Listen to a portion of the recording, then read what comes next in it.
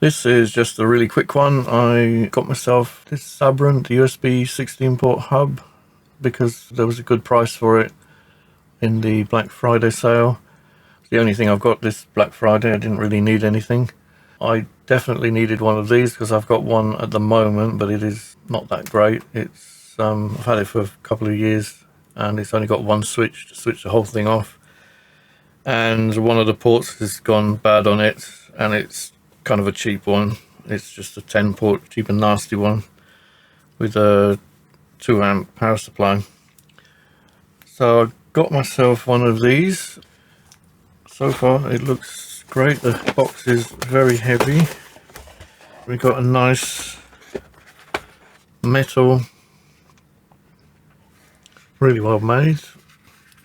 It's got some sticky feet on the back, and one of the good things about this is it also comes with a mounting bracket, so you can mount it on the wall or on your desk or something, under your desk maybe.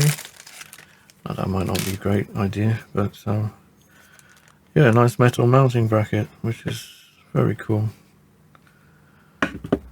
The usual, got nice big power supply,